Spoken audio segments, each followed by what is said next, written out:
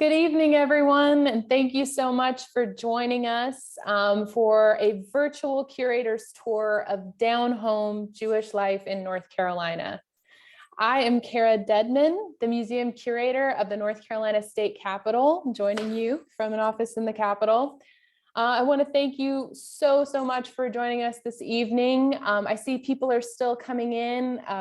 We had 297 people sign up to attend this virtual event. So we're really excited, and I anticipate that people will continue to hop in and join us in the coming minutes. The Capitol is very lucky to host the exhibit Down Home, Jewish Life in North Carolina for April and May of 2022. And we want to thank our partner in the exhibit and program, Jewish Heritage North Carolina, for helping us make all of this possible. Before we begin tonight, just a couple of housekeeping reminders. First off, some of you have already started to do this, but please feel free to put greetings or where you are joining from in the chat. We would love to hear from you, and we really would love to know, where people are. During our presentation, we will disable the chat function. So if you'd like to, during the introduction, just take a moment, say where you're joining from. Hold on. Can everyone hear me okay? I saw a couple of people say no sound in the chat. Awesome. Okay, just making sure. Technical difficulties. Okay, so again, if you would like to introduce yourself, please feel free to do so in the chat. Tonight, our program will consist of a few videos, including welcome remarks from Judge Mark Davis, the first Jewish person to serve on North Carolina's Supreme Court, and then Dr. Rogoff's talk will follow. Following Dr. Rogoff's remarks, we will have a question and answer period. If you have any questions for Dr. Rogoff, please use the Q&A function to ask them throughout the presentation or at the end during the Q&A. At that time, we'll try to go through as many questions as possible. We'll try to get to everyone's question if we can. So tonight we are here to discuss the Down Home exhibit and celebrate Jewish American Heritage Month. So in honor of Jewish American Heritage Month, May 2022, the city of Raleigh has issued the following proclamation. Whereas Jewish American Heritage Month is a time to honor the significant religious, cultural, political, economic, athletic, intellectual, and philanthropic contributions Jewish Americans have made to our city. And whereas Moses Mordecai was reported to be the first Jew to move to Raleigh in 1810, and the first synagogue in the city was organized by Michael and Regina Grousman in the mid-19th century. And whereas the Jewish community in Raleigh has continued to grow over the subsequent decades with several Jewish state leaders, jurists, agency leaders, and other elected officials and civil servants serving in North Carolina's capital city since then. And whereas Raleigh continues to reinforce the importance of inclusivity in our community by encouraging active participation and recognizing the value and talent that people of all cultures and religions add to our workplaces and communities. And now, therefore, I, Mary Ann Baldwin, Mayor of the City of Raleigh, North Carolina, do hereby proclaim May 2022 as Jewish American Heritage Month and encourage all residents to take time to connect with and learn about their Jewish American neighbors. We just wanted to share that proclamation with you all. And now we would like to also share a statewide proclamation for Jewish American Heritage Month made by North Carolina Governor Roy Cooper, as well as a special welcome from Judge Mark Davis, the first Jewish member of North Carolina's Supreme Court. Hello, I am Jennifer Friedman Farley, joining you from the state capitol, the historic home of our state's legislature and current office of the governor. On behalf of the Division of State Historic Sites and Properties, we thank North Carolina's Governor Roy Cooper for issuing the following proclamation in honor of Jewish American Heritage Month, May 2022. Whereas Jewish American Heritage Month is a time to honor the significant religious, cultural, political, economic, athletic, intellectual, and philanthropic contributions Jewish Americans have made to our state and nation. And whereas the first Jew in North Carolina was Joachim Gans, who arrived at Roanoke Island on Sir Walter Raleigh's second expedition in 1585, and the Jewish community in North Carolina has continued to grow over the subsequent centuries. And whereas in 1809, Jacob Henry delivered a ringing endorsement of religious liberty when he defended his right as a Jew to serve in the state legislature, and the state has had multiple Jewish mayors, state legislators, jurists, agency leaders, and other elected officials and civil servants since then. And whereas Jewish North Carolinians opened pioneering schools dedicated to educating women, worked tirelessly for women's suffrage, fought for social and racial justice, and continue to work for the civil betterment of all people in North Carolina. And whereas the North Carolina Council on the Holocaust teaches us that combating prejudice, indifference, and systemic bias can create a more tolerant society, and North Carolina's Jews continue to work with members of all faiths so that never again shall any peoples suffer the evils of discrimination and racial or religious hatred. Now therefore, I, Roy Cooper, Governor of the state of North Carolina, do hereby proclaim May 2022 as Jewish American Heritage Month in North Carolina and commend its observance to all citizens.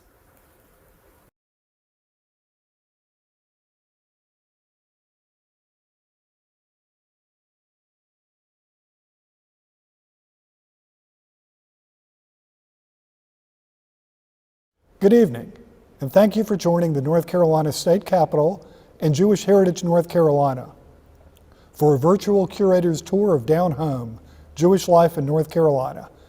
I'm Judge Mark Davis, and on behalf of the Division of State Historic Sites, the Department of Natural and Cultural Resources, and Jewish Heritage NC, we appreciate you joining us from home to highlight this important exhibit.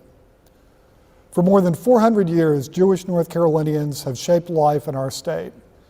Through a process of struggle and determination, Jews integrated into Southern society and were themselves transformed as Jewish culture and traditions encountered Southern customs. Jewish North Carolinians grounded their lives in timeless values, such as family, community, faith, and learning, all the while contributing to the state's economy, culture, education, and society. Jews in North Carolina continue to build their lives around contradictions, being rooted in Carolina soil, yet tied to a global community, embracing the here and now, yet reaching back to ancient traditions. This story is but one chapter in our country's ongoing immigrant saga, a story that new arrivals of all faiths and ethnicities are reliving in the changing South.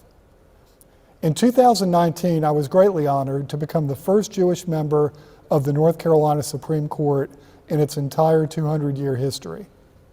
In doing so, I joined a long list of Jewish North Carolinians who have served the public in the legislative, executive, and judicial branches of government.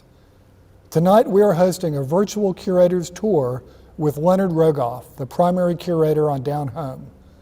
Down Home features a 4th-century timeline of Jewish history in North Carolina and recounts individual stories of hard work and challenges of Jewish people who became Southerners while maintaining their cultural identity and religious lives.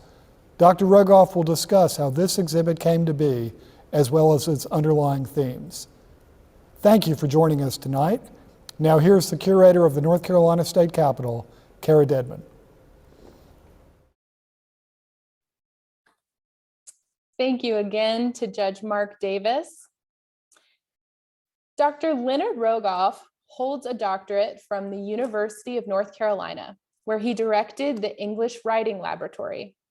He has taught at UNC, Duke, and North Carolina Central University. Former president of the Southern Jewish Historical Society and recipient of its Lifetime Achievement Award, he has lectured widely and contributed to numerous journals and anthologies. He now serves as historian and president of Jewish Heritage North Carolina.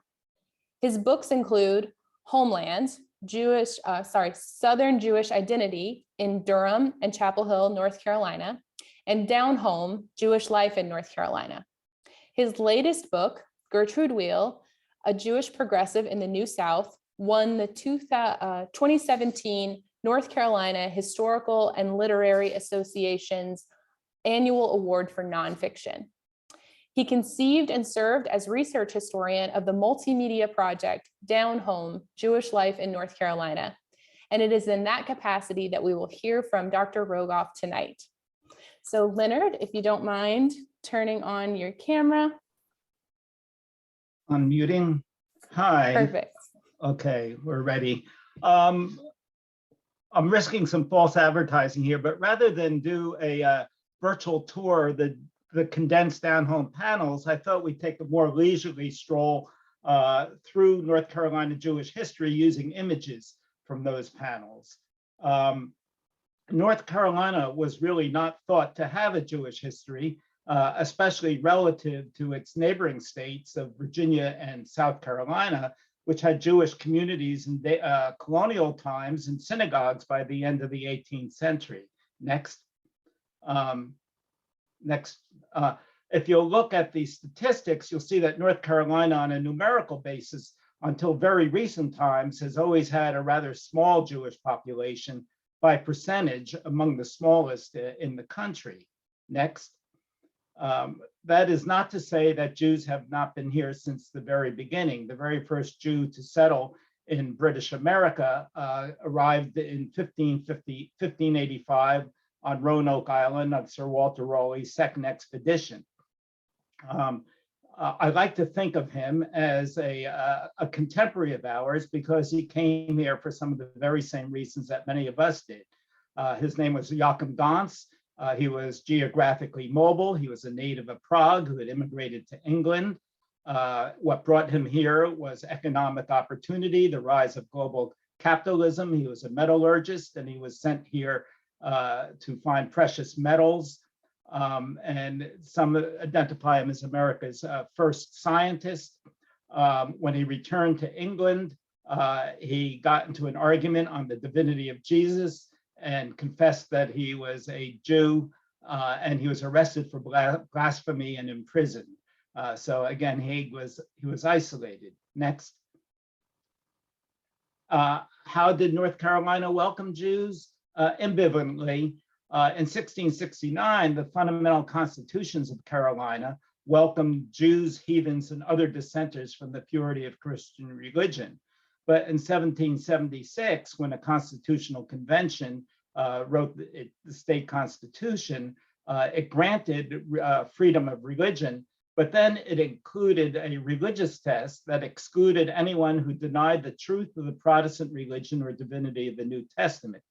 In 1808, a Jew, Jacob Henry from Carteret County, was elected to the General Assembly, and a year later, his right to serve was challenged. Henry vigorously defended religious freedom and was allowed to take his seat. Jews protested the religious test, but in 1835, a state constitutional convention changed it from Protestant to Christian to include Roman Catholics. In 1861, the Confederate Constitution removed the Christian qualification and opened office to anyone who did not deny the divine authority of both the Old and New Testaments, seemingly opening it to Jews. By the end of the Civil War, the Jews felt differently.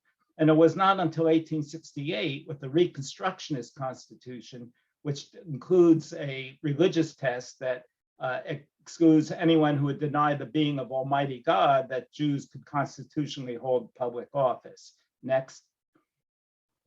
I think you're probably all acquainted with the theory of the three waves of Jewish migration.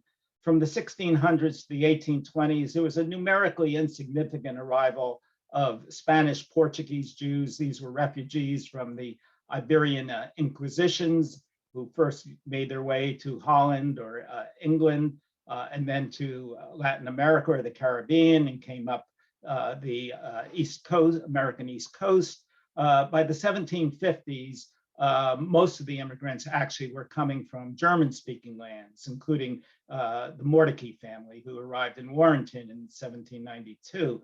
From the 1820s to the 1880s, somewhere around 150,000 to 250,000 German-speaking Jews came from Central Europe. And this is the migration wave that established Jewish communities here in North Carolina. And then from the 1880s to the 1920s, about 2.5 million East European Jews arrived, and most American Jews are descended from this third wave migration. Next. We do find evidence of Spanish and Portuguese Jews on the North Carolina coast. Many of them were associated with Aaron Lopez, a wealthy Sephardic merchant in Newport, Rhode Island, who sent dozens of ships down the East Coast, and he had agents in places like Edenton, New Bern, and Wilmington, which developed a Jewish community. Many of them were members of his extended family, and we see their names are Sephardic, like Rivera, Lazarus, Lopez, Gomez, Judah Benjamin, who became a celebrated Confederate statesman, lived in Wilmington and Fayetteville. His mother was actually a member of Lopez's family. Next. As I mentioned, it was really the second wave German migration that established a permanent Jewish presence here in North Carolina. And this was a very typical family chain migration. Quite representative of these German Jewish immigrants were the Wheel family of Goldsboro.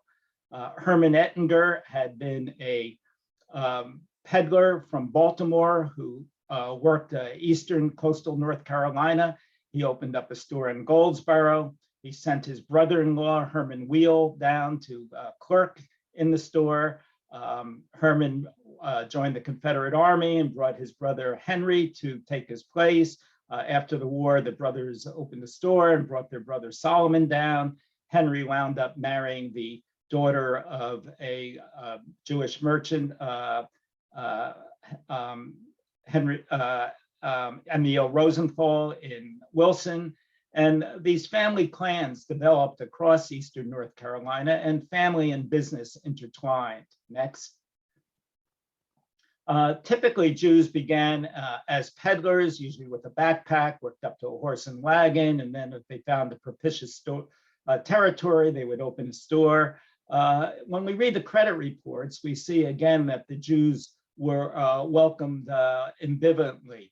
For instance, the credit report said of H. Bitcherheimer in Rocky Mount in 1858, Jew hawks or peddles goods with a wagon. Such men are always regarded with distrust here. Next. If you want to see where the Jews settle, follow the railroad. In the 1850s, the North Carolina Railroad was built from Goldsboro to Charlotte. All along the railroad path, little farm villages, railroad depots turned into budding market towns and mill cities. Durham Depot was incorporated as a city of Durham. Greensboro, a little farm village, became a textile industrial center. The highest point on the railroad was named High Point and became a center for furniture manufacturing. If you look at this picture of Goldsboro, which was a railroad junction, you can see in the background a store that says H. Wheel and Brothers. Several other stores have Jewish names on their fronts. Next, please. Where did Jews stand on the great issue of slavery? Well, every study that's ever been made of slaveholding in the American South shows that Jews really did not differ from other Southerners of their class and location, with the exception that very rarely were Jews plantation owners. So they tended not to own very many slaves, but they might own household slaves. Or if you were a merchant, for example, and sold hardware, you might own a slave carpenter that you would rent out as you sold merchandise. Here we see an ad for a Jewish merchant in Warrenton who's selling his slaves. Next, please. When the Civil War broke out, North Carolina Jews showed themselves to be loyal Confederates. By one estimate, 70 Jews served from the North Carolina troops. Some of them paid with their lives. Jews had a more important role as economically, Wilmington became the lifeline of the Confederacy. And many Jews there were either Confederate agents or blockade runners, including Solomon Baer, who you see mounted on a horse. Next, please. After the war was the growth of Jewish communities of it, and in the 1870s, the rise of institutional Judaism across the United States. That's when a Hebrew Union College is organized, the Union of American Hebrew Congregations. Most Jewish communities formed according to the Talmudic formula of first the cemetery, then the city. Most communities had to cope with one dead Jew before they had 10 living ones to create a congregation. The very first of them actually was before the Civil War in Wilmington. A Hebrew cemetery was established in 1855, which is still in use. But starting in the 1870s and then into the 1880s, we start seeing these cemetery societies organized in places like Goldsboro, Tarboro, Raleigh, Durham, Charlotte. And they're very often complemented by ladies' benevolence or ladies' aid societies. And the Cemetery Society is an incipient congregation. It also takes responsibility to organize worship services, welcomes strangers, it provides for the needy, it educates the youth. And in the 1870s and 80s also, we start seeing B'nai B'rith lodges organized in communities across the state. Next, please. The first synagogue in North Carolina, again, still in use, is the Temple of Israel in Wilmington. And again, in the South, a synagogue serves as a Jewish church, and it really has a double function.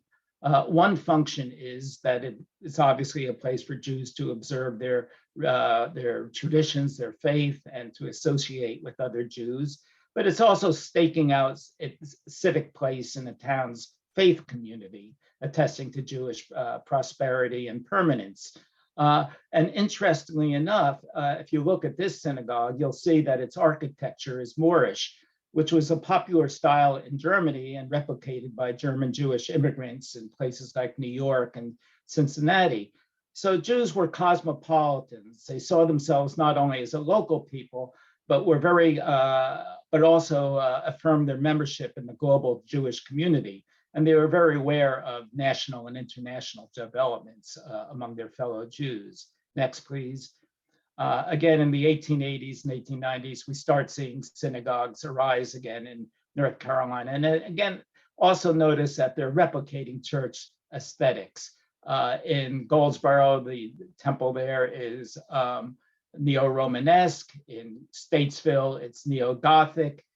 In Tarboro, it's Queen Anne Victorian, like much of the architecture in the town. And in Asheville, they actually purchase an old church and remove the steeple. Next, please.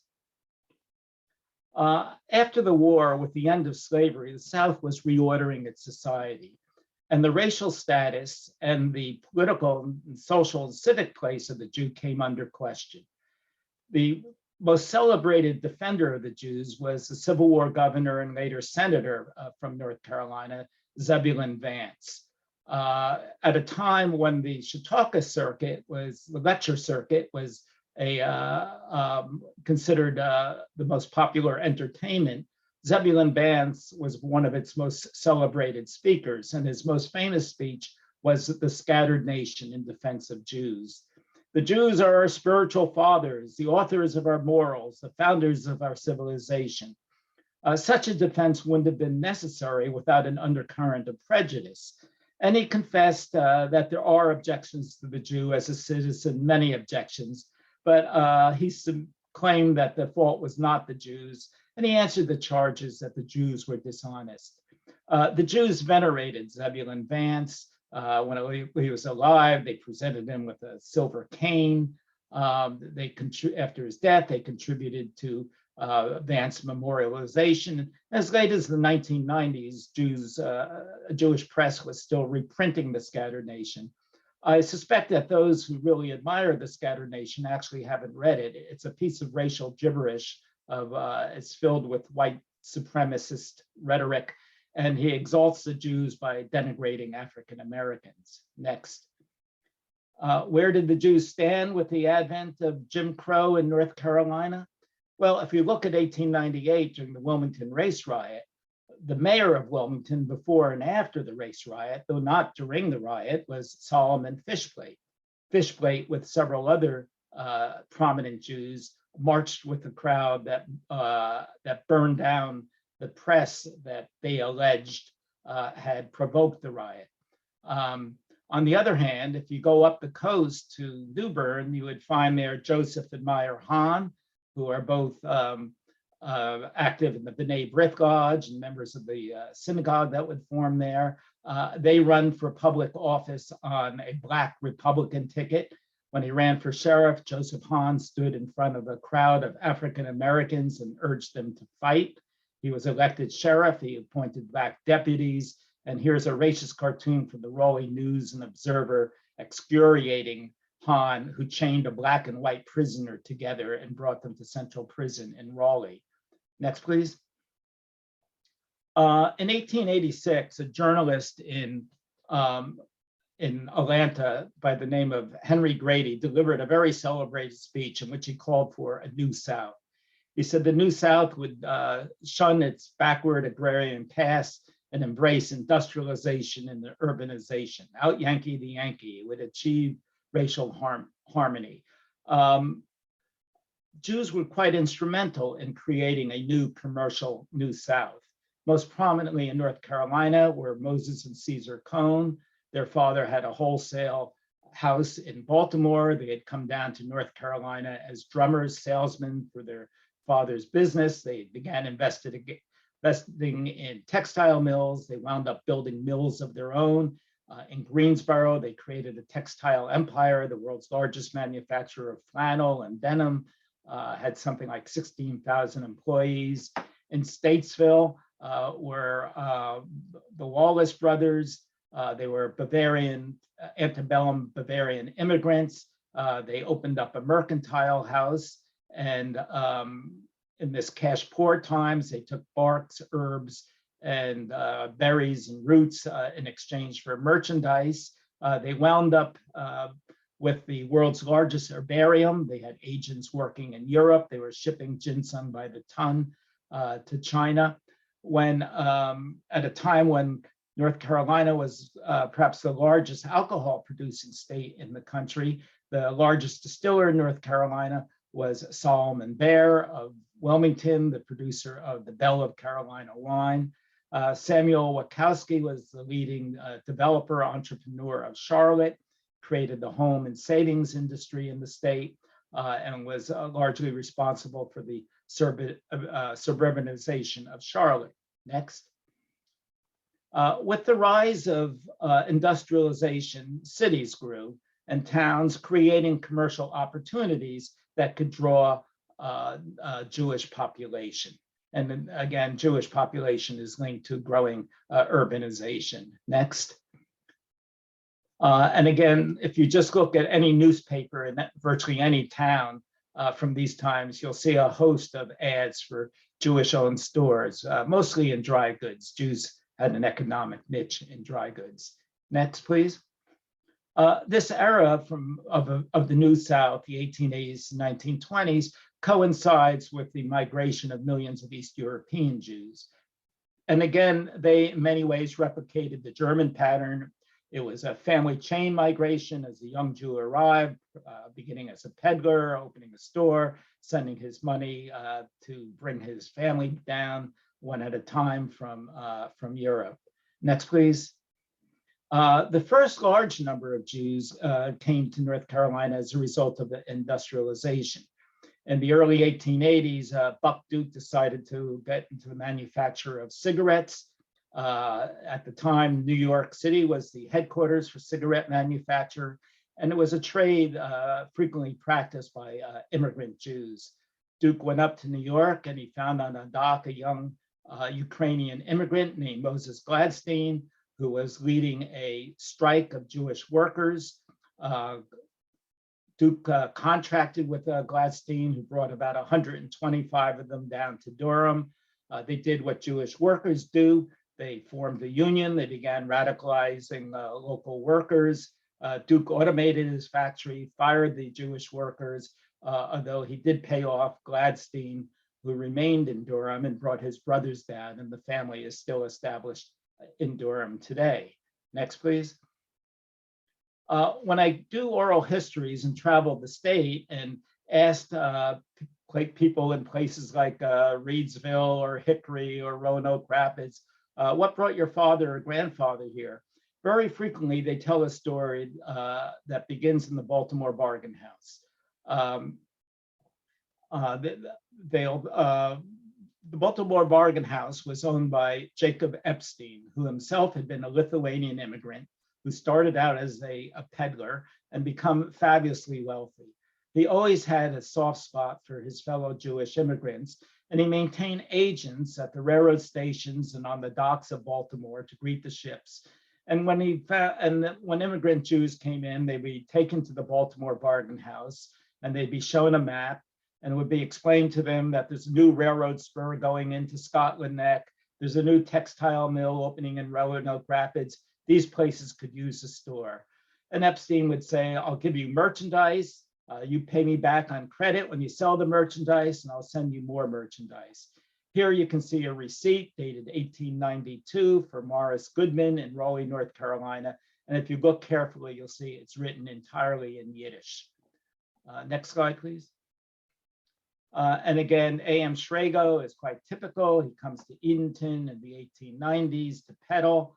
There's a crop failure. He learns about a prosperous city of Goldsboro. He picks up and moves, opens up a store, and becomes a very prosperous citizen there. Next, please. Seemingly every town in North Carolina had what was called a Jew store, usually a dry goods store. If you were in Spindale or Mount Gilead, there might be one store. If you're a larger city, or Durham, Greensboro, Charlotte, or Raleigh, or Wilmington, there'd be whole Jewish business districts. J.S. Mann was so proud to be a Jew that he put a Star of David, I don't know if you can see it there, on his sign as well as on his shopping bags. Heilig and Myers were Latvian immigrants in 1911. They started out selling secondhand furniture and wound up building the largest furniture retail empire in the country. Leon Levine's father had a department store in Rockingham, North Carolina. As a teenager, he opened a bargain basement there. He eventually moved to Charlotte and opened a store called Family Dollar. He eventually had 6,000 of them. Max Samet was an immigrant who took over an old saloon and sold secondhand furniture. I think if you drive to Raleigh or to Greensboro along the highway, you'll see these mammoth construction sites, Samet Corporation. Those are his grandchildren. Next, please.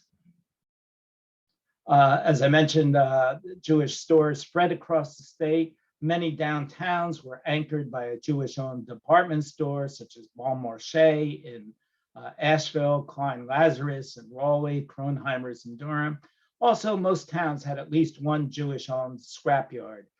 Junk peddlers who were too poor to get to peddle merchandise would go in the countryside and scour rags, glass, and metal. Today, I think El Gordon is in Statesville is the largest scrapyard on the East Coast. The Brenner brothers in Winston-Salem started as a scrapyard, and they became metal fabricators, and now they're Amar Industries, I think is in 16 states and 4 foreign countries. Next slide, please. With the East European migration, the number of Jews grew from about 820 in the 1870s to about 8,200, 10 times by the 1920s. And the number of synagogues grew from 1 in 1876 to 22 in 1927. Typically, in most communities, Jews would worship together. The German Americans had acculturated to a Reform Judaism. The East Europeans still held to their orthodoxy. when communities reached a critical mass, they would divide into a typical pattern of what's called the synagogue and the temple.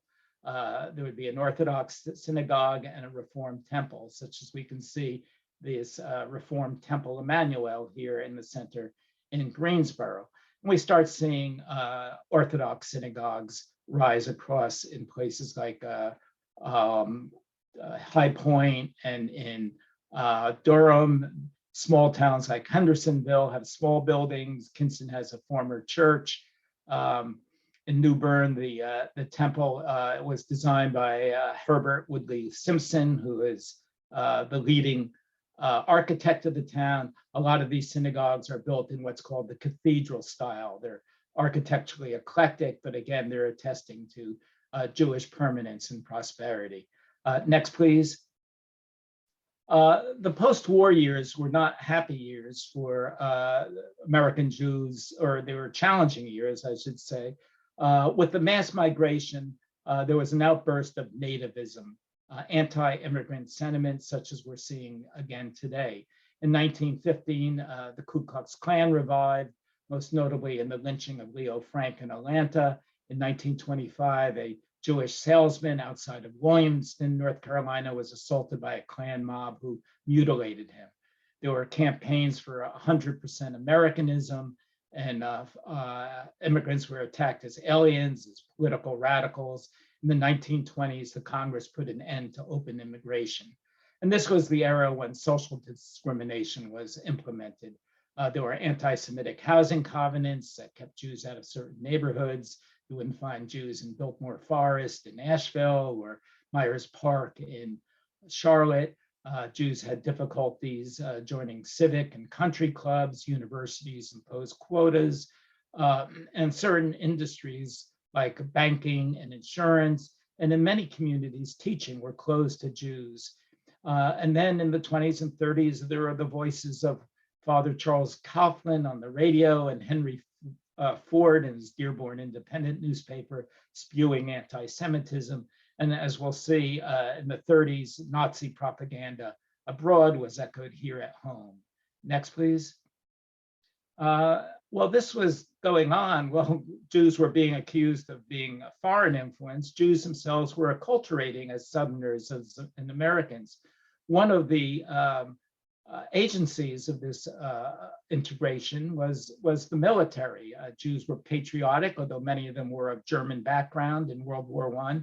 In fact, the first North Carolinian to be killed in action in World War I was Arthur Bleedenthal of Wilmington, who was shot down as a pilot in the Lafayette Escadrille. The airport was named for him. Sports was another agency. I see him. Jews were prominent mostly in basketball. I see I'm missing a picture here. And in 1928, Harry Schwartz was captain of the UNC football team. And Jews actually sank roots in their communities through their real estate investment. They had a penchant to purchase their homes. Here we see Michael Barker in Wilson, North Carolina. And I was also struck by the number of Jews who turned to farming. Jews had been denied the right in many European countries to own land. Louis Baer had a furniture store in Dunn, but he was also a gentleman farmer. Here you see him at a tobacco market. Selma Katzenstein of Warren Plains had over 1,000 acres of farms, and she was probably the largest woman farmer in North Carolina. Her family had first came down in the 1870s when her father was a gold panhandler. Next, please. The second generation was demonstrating that typical Jewish social mobility, and another agency of acculturation was the Jews went off to college. Chapel Hill was a school of choice for Jewish men and women's college in Greensboro for women.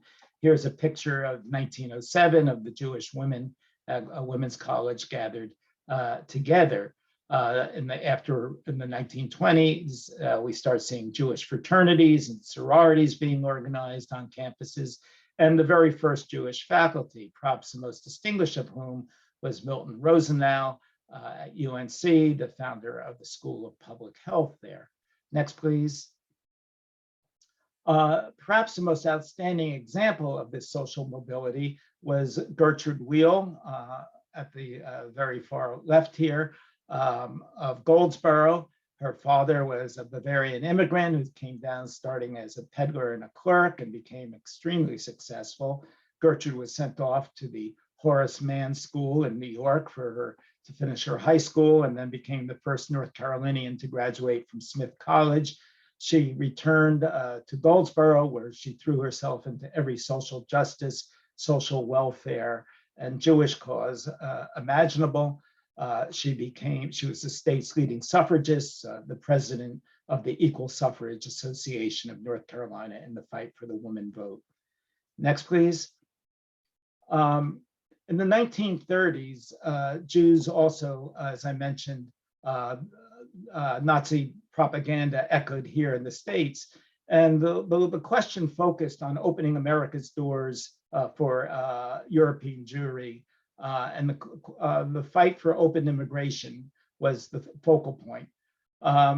Many Jews in North Carolina worked strenuously to try to bring their European families to America. The two of the leading isolationist voices were here in North Carolina. U.S. Senator Robert Reynolds, first elected as a New Dealer, made statements like, "You can't trust Jews." He threatened to build a wall about the United States so high and so secure that no single alien or foreign refugee from any country upon the face of the earth could possibly scale or ascend it. Sound familiar? North Carolina, Asheville was the home of William Dudley Pelley, the self-styled American Hitler, who established his Silver Shirt Legion, fascist legion there. Neither man was popular. Reading the writing on the wall, Senator Reynolds decided not to run for re-election in the 1940s. Pelley was driven out of Asheville by the sheriff. Next, please. North Carolina was also the home of two of the most prominent advocates of Jews, most notably UNC President Frank Porter Graham, who lent his name to every Jewish cause, from the Ashel B'nai B'rith to the Hebrew University. He was outspoken in urging open immigration. He testified in Congress. He opened the UNC faculty for emigre scholars. Josephus Daniels, as ambassador to Mexico, also advocated for open immigration. After the war, he became a very prominent Christian Zionist. His very last speech he delivered was at a synagogue. He put on a skull cap and delivered a very fiery speech in support of a Jewish Palestine. He died very shortly thereafter. Next, please. North Carolina did welcome emigre scholars. Among the notable academics to find haven here were William Lewis Stern at Duke. He was a leading German psychologist who had coined the term intelligence quotient, IQ. Raphael Lemkin had been a professor of law at the University of Warsaw. He was smuggled out of Nazi Europe. He became a tireless advocate, and in a book, he coined the term genocide and was the author of the Genocide Convention adopted by the United Nations. Ernst Manasse had been a professor of philosophy from the University of Berlin. He found sanctuary at North Carolina College for Negroes, now North Carolina Central. He was a lifelong professor there and the first white professor to become a professor emeritus. Next, please. In eastern North Carolina, in the coastal plain, there was an agrarian colony of mostly Jewish emigres, refugees. It started in 1939. About a dozen families settled there. These economists, artists, art dealers, business executives, professors struggled to become dirt farmers, and by the mid-40s, 1940s, the colony had expired. Next, please. Jews, of course, had an extra incentive to want to fight in World War II, and every North Carolina town expressed pride in their sons and daughters, such as we see here for Winston-Salem, who joined the armed services. But it wasn't only in the military where Jews served. On the home front, in the Red Cross and civil defense, in the USO, Jews and Christians worked together, got to know each other, and social barriers were breached. As GIs returned home from the European theater, they had seen the consequences of racial and religious prejudice, and that those years marked the beginning of the end of the discriminatory barriers that had been separated Jew and Christian. Brotherhood became a civil religion. Next, please. Perhaps nothing exemplified this than the example of the 4 chaplains who had sacrificed their lives, giving their life vests when the troop ship Dorchester had been torpedoed. They were held up as the examples of Americanism. The rabbi who went down locked in arms with his fellow clergymen on the Dorchester was Alexander Good, who had been the base chaplain at Seymour Johnson Air Base in Goldsboro. His father, the Reverend Goodkovitz, had served in High Point and in Kinston. Next, please. And again, North Carolina did offer sanctuary after the war to Holocaust survivors. Here we see a picture of a group in Greensboro. In the front is Elias and Esther Mordecai, who are Greek Jews, and they're showing the tattoos from Auschwitz. Next, please.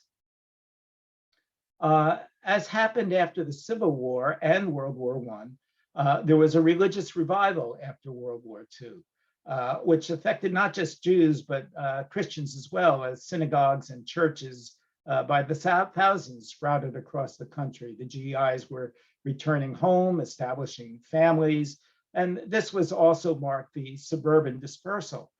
And in communities like Durham, the upper right corner, Asheville, Fayetteville, and Winston-Salem, the downtown Orthodox synagogues were abandoned, and these new conservative or reform temples arose. Smaller communities such as Rocky Mount and Whiteville, which never had synagogues, now had these Jewish community centers, which were conceived of not just as houses of worship, but also as social centers. Next, please. The philanthropist Heidi Blumenthal was concerned about the numbers of Jews who lived in small towns across North Carolina, the Spindales, the Mount Airies, the Jacksonvilles, which might have only 1, 2, 3, or 4 Jewish families, too small to form a congregation. So he outfitted a bus as a synagogue and hired a rabbi to drive it. And the circuit riding rabbi drove around where he conducted Shabbat services and held Sunday schools and adult education classes out of his synagogue bus. Next, please. The Jews had a sense of themselves as an extended family. And this had both a local, they affirmed their membership both in their local and the global Jewish community. Locally in 1921, Sarah Wheel of Goldsboro had established the North Carolina Association of Jewish Women, the only such organization in the country, which spawned the youth and men's auxiliaries. They held annual meetings, many of them gatherings at the B'nai B'rith gatherings at the Blumenthal's Wild Acres Retreat in Little Switzerland in the mountains. The Jews all seemed to know each other.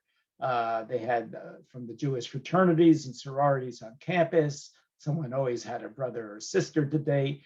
There were Jewish summer camps where they were bunkmates, Blue Star and Young Judea outside of Hendersonville. They created their own Jewish home for the aged in Clemens outside of Winston-Salem. And Hadassah, from the very beginning, Zionist Organization of America chapters sprouted across the state. I think I counted about 8 Hadassah chapters. Here is a picture of one Hadassah activist, Gertrude Wheel, with Morris Leader of Goldsboro. They're in Charlotte, where Eleanor Roosevelt is signing a Zionist proclamation. Next, please. Perhaps nothing marked the sort of duality of Jews as both acculturated Southerners and their sense of Jewish difference as a Jewish debutante ball that was held in High Point. Jews were excluded from elite Christian society, so they held their own ball. And it was always very important for parents. Their chief concern was that their Jewish child find a Jewish mate. So they would gather families from distant communities and hold dances to make sure that they were all bonded. Next, please. And one of the things we see, again, with the breakdown of social barriers is the numbers of communities electing Jews in the post-war years as mayors. Mud Evans is elected 6 terms in Durham. His brother Monroe serves in Fayetteville. Benny Schwartz in Greensboro. Ben Cohen in Greensboro elected to mayors, but not only in the cities, but in the small towns. David Weinstein's mayor of Lumberton and Emmanuel Lineman. He's the only Jewish family in Elizabethtown, and he's also the town mayor.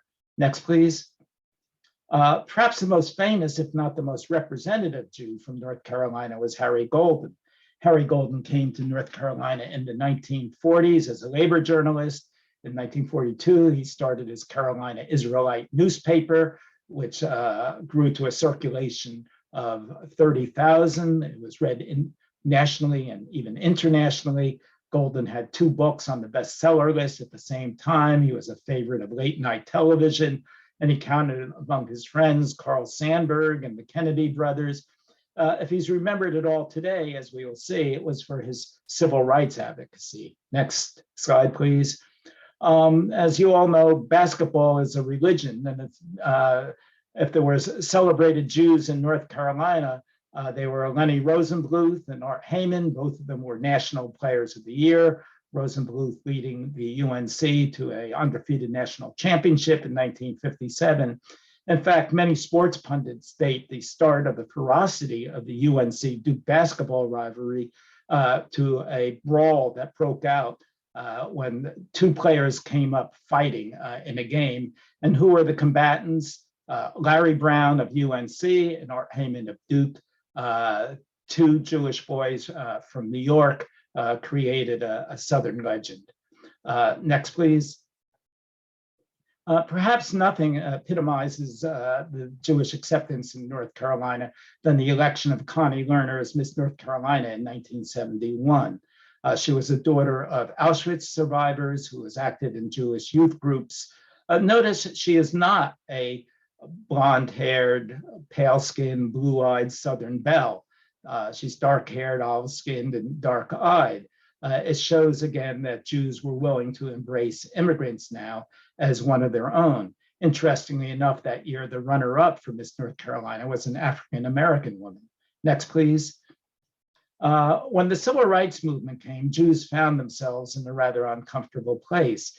They were sympathetic to Black aspirations.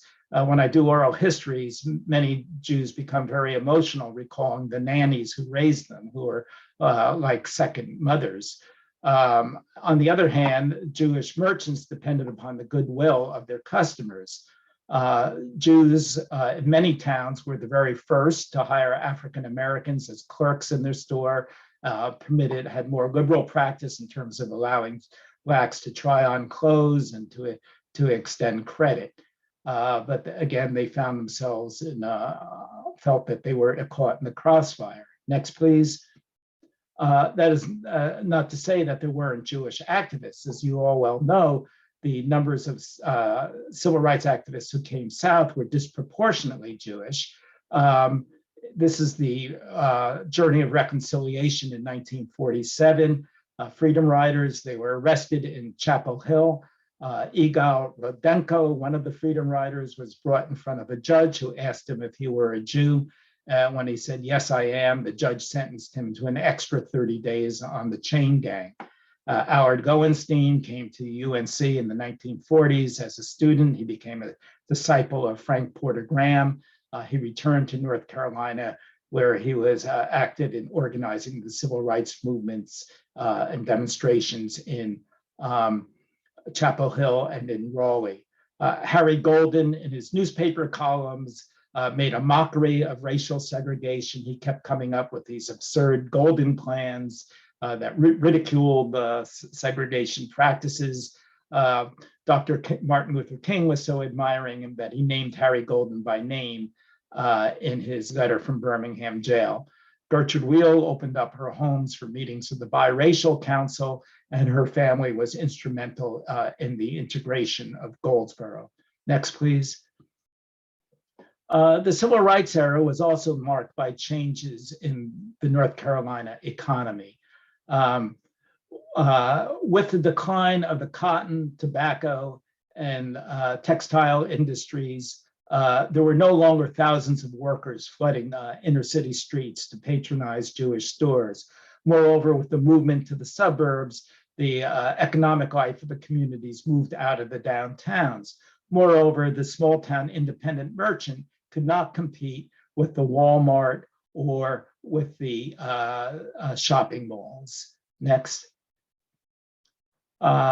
Moreover, there was a demographic change taking place among American Jewries. As the second and third generation went off to college, they abandoned the retail and managerial trades of their parents, and now a majority of Jews were in the professions or entrepreneurial fields. In 1968, a new word entered our vocabulary, the Sun Belt. And just as the New South welcomed the Jewish peddler, storekeeper, merchant, industrialist, so too the Sun Belt has welcomed the Jewish scientist, engineer, artist, professor, and entrepreneur. Next, please. And symbolically enough, North Carolina takes pride in its, I think we have 6 Nobel Prize winners. Disproportionately, 3 of them are Jews, Gertrude Elion, Martin Rodbell, and Robert Lefkowitz. Next, please. So where do we find Jews today? Again, it's those places that made the transition into the post-industrial economy. Thus, in the old New South mill and market towns, the historic communities, we see Jewish communities are declining or dying. Congregations closing in Tarboro, Rocky Mount, Wilson, Lumberton, Jacksonville, Weldon, and Goldsboro. And where do we find new congregations? Well, Greenville. Greenville has ECU and the Brody School of Medicine. So we see Jewish communities rising in college towns, new synagogues in Boone and Chapel Hill, in high tech and medical centers, the Triangle, the Triad, Charlotte, in retirement centers. Jews are disproportionately elderly. New synagogue congregational developments in Brevard, Boone, Pinehurst, Nags Head, Lake Norman again. And also Jews, like other people, are being priced out of cities. So Jewish communities are growing in exurbs like Cary and Morrisville and Concord. Next, please. Downtowns are being transformed, whereas they were once centers of commerce. Now they are increasingly entertainment centers where you go to see a show and have a nice meal, or they're medical and health centers. The Brody family endowed the School of Medicine at ECU in Greenville, and you'll find Jewish sponsored hospitals in many, many cities. Also, Jews were prominent in museums, the National Museum in Durham, the Levine Museum in Charlotte, the Blumenthal Art Centers. Jews were active in creating art centers in Wilson and in Goldsboro. I found 2 towns that are named after Jewish benefactors, Robbins and Rossman. Next, please. And again, we start seeing Jews, commonplace for Jews to be elected mayors, including the incumbents, Esther Mannheimer in Asheville and Terry Mann in Whiteville. Steve Schul just stepped down in Durham. Mel Cohn served 9 terms in Morganton. Next, please. And for the first time now, we're having Jews elected to statewide office. As far as I can tell, Josh Stein, when he won the Attorney Generalship in 2016, was the first Jew to win a statewide election. Kathy Manning was of Greensboro, the first to be elected to Congress. Mark Davis, as we just heard, was the first on the state Supreme Court in 2019. And of course, Mandy Cohen was a public face of the state's COVID response. Next, please. Right now, we count about 46 congregational developments in North Carolina, attesting both to the rapid growth, exponential growth of population and increasing prosperity. Next, please. If you'd like to learn more, I invite you to explore our Jewish NC website. And with that, I'll thank you and welcome any questions that you have.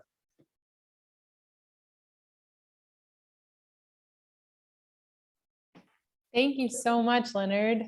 That's just amazing to hear you walk through, 400 years of history. We do have several questions. If you have a question for Leonard, just put it in the question and answer feature, and we'll try to get to as many questions as possible. So the first question is that the chart had, I think the chart at your one of your very first slides had the number 10 million approximate for the US Jewish population. They just asked that could you explain that number at all? Yeah, I think I put two numbers down there. I can't Okay. go back and look I don't have the slide in front of me. There are two sources of Jewish population surveys. One is the Jewish Data Bank sponsored by the federations. The other is the, get the title right, American Jewish Population Project sponsored by Brandeis University. One probably estimates about 6 million. The other, the Brandeis study, tends to be much more optimistic and saying 10 million. And then you're also caught up with this who is a Jew question. The Brandeis studies makes a distinction between Jews by religion and a much broader definition of Jews, such as self-identification or having a Jewish parent. So again, those numbers are contested, but those are the estimates that they're giving. Okay. Which temples from the early 1800s, or sorry, the 1800s or early 1900s are still in existence today? Well, certainly the Temple of Wilmington, which just I believe is concluding a fundraising drive for its renovation and preservation. That dates to 1876. The synagogue in Goldsboro dates to 1886. It is not in use as a synagogue now, but David Wheel and Emily Wheel of Goldsboro, who are descendants of one of the founding families, have taken it upon them to preserve the building's architectural integrity, and its annex is used as a community kitchen. The 1892 Temple Emmanuel in Statesville is still in use and has just recently completed also a major renovation campaign. The 1906 New Bern Temple, B'nai Shalom, is also still in use. And the, I guess, 1922 Temple Emmanuel in Greensboro is still owned by Temple Emmanuel, which has moved to a large suburban campus, but I'm not sure of its status right now, but it's still owned by the congregation and is used periodically for events such as weddings and occasional services. Okay. I think that you just said this number, but if you would like to reiterate it, how many temples are there in North Carolina? Well, there are 46 congregations, and I'm not sure that temple is the exact word. For example, in Brevard, they meet, they jokingly refer to themselves as the Sacred Heart Synagogue because they meet in the Sacred Heart Catholic Church. So it's certainly a functioning, thriving congregation, but it's not a temple. Actually, how many have buildings? I'd have to do a head count. And then you'd have to add Chabad into it also. But we've been able to identify 46 functioning congregations. In the Outer Banks, for example, they meet in a Unitarian church. Is the Family Dollar chain still Jewish owned? It merged with Dollar General relatively recently. Okay. Okay, there are a couple longer ones. What are your thoughts on North Carolina's Jews' motivations for fighting on behalf of their home state in the Civil War, considering that the state constitution prohibited them from voting or holding office? Yeah, well, they certainly made note of that in the 1860s when they were pleading for an end of the religious test. They were writing letters to the newspaper, that when the time comes, North Carolina Jews will prove their loyalty and their citizenship, and even in the national Jewish press was attacking this Jewish disqualification in North Carolina. But I think they were swept along like everyone else. If you really want to read to get an idea of the Jewish, what would have motivated a Jew to join the Confederate Army, I would suggest you read The Diary of a Tar Heel Confederate by Louis Leon. It was published in 1904, and it's his day-by-day diary of he was a German immigrant who first lived, his parents were still living in New York. He was clerking in a store in Charlotte, and he joined the Confederate Army. And he mentions that Robert E. Lee grant furloughs to Jews for the high holidays, and he was just swept along in the war fever, just as much as his fellow Southerners were. And when they enlisted, the war promised to be short and glorious,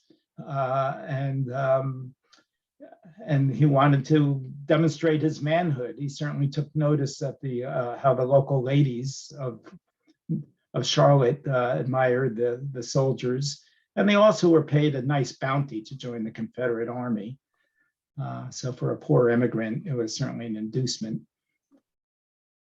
Okay, kind of along that same topic, what are your thoughts on Zebulon Vance's motivations for promoting tolerance of Jews in his Scattered Nation address? And then this person goes on to say, while he earned widespread admiration among Jewish North Carolinians for his promotion of religious tolerance, in that same speech, he also disparaged African Americans as a negative foil to the Jewish people, which quite frankly makes the speech hypocritical in a lot of ways. So yes, you kind of addressed this, yeah. Yes, yeah. Well, two things. Vance, like most traditional Southerners, was raised on the twin pillars of classical literature and the Bible. There was a very, very strong identification among Southerners, thinking of themselves as a suffering Israel. And they very much identified with the Israelite saga. There was a very strong, even if you look at Southern folk ballads, for example, there's a very, very strong old, what we call Hebrew Bible now, but Old Testament strain going through Southern culture. A lot of people attribute it to the fact that in Statesville, Zebulon Vance was arrested by federal forces, and they wanted to humiliate him and put him on a mule to ride him to the train to take him to prison. And Samuel Wachowski, who was then a merchant in Statesville, offered his horse and buggy and drove Vance with more dignity to the train that took him north. And Wachowski and Vance became lifelong friends. And I think it's a little more than that. I do think that there was a very strong Southern identification with the Israelite saga, especially after the war.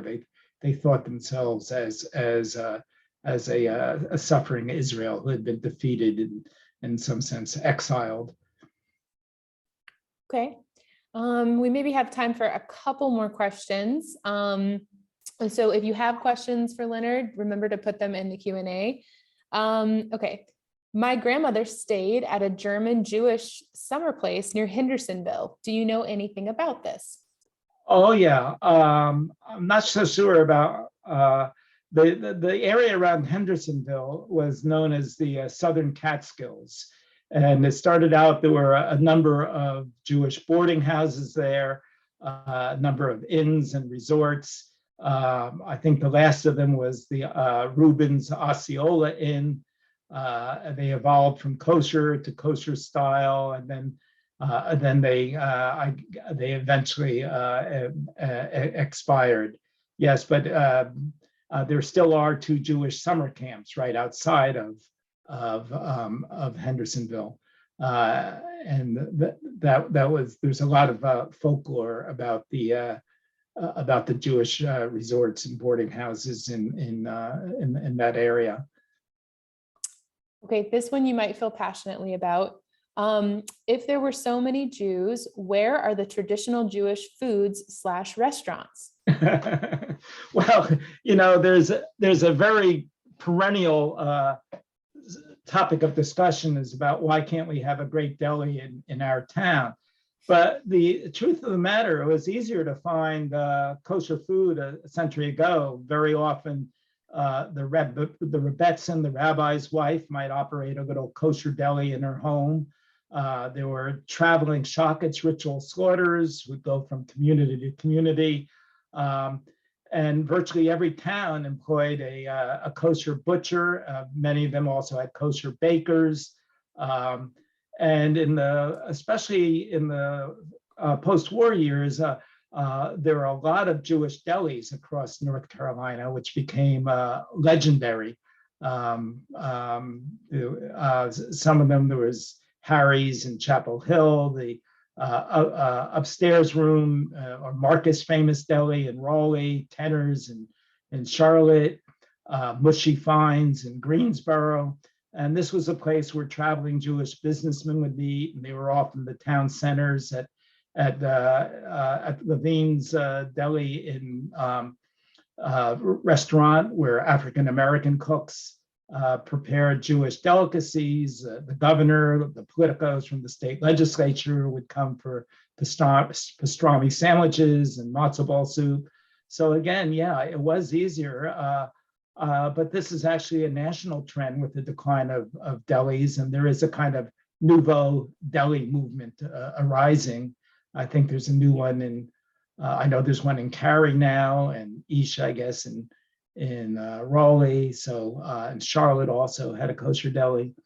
So that's, but if you think about it, it's much easier to find a bagel in North Carolina now than it is a Southern biscuit. Mm. And I remember Tim McLaurin, a Southern writer, complaining that when he asked to find a Southern biscuit, he was referred to the ethnic foods section.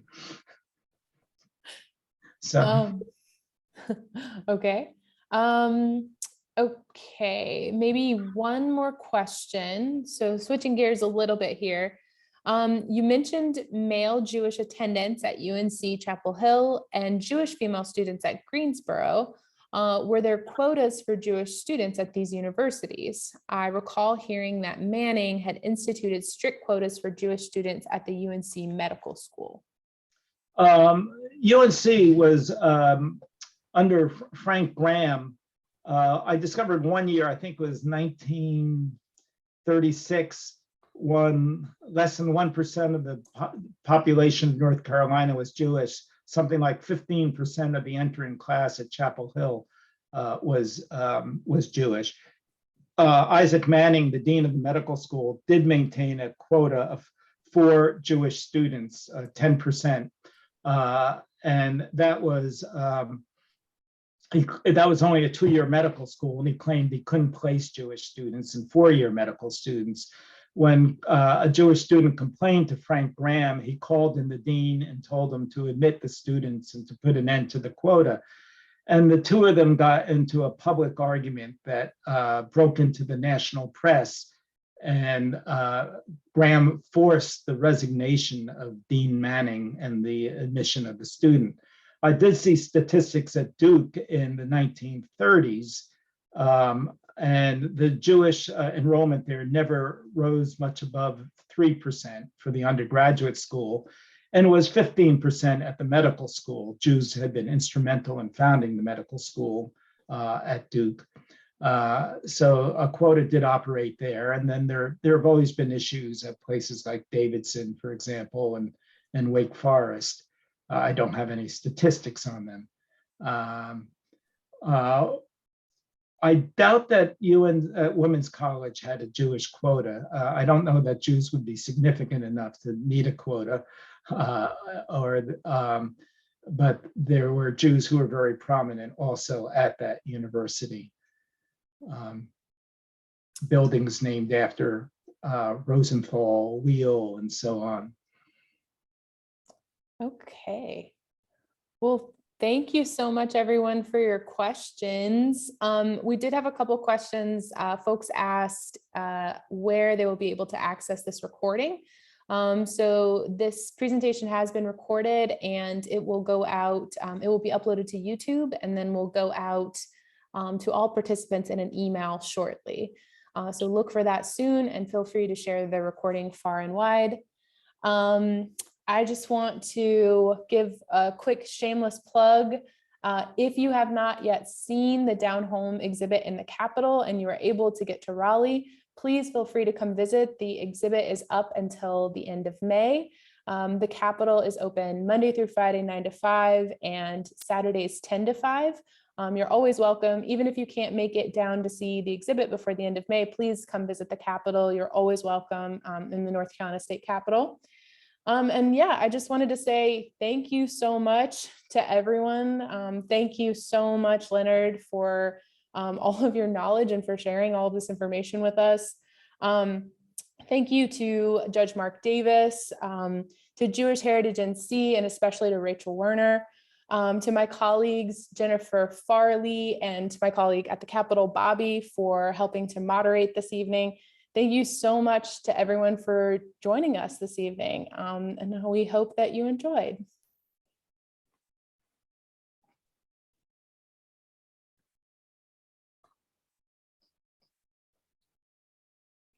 All right.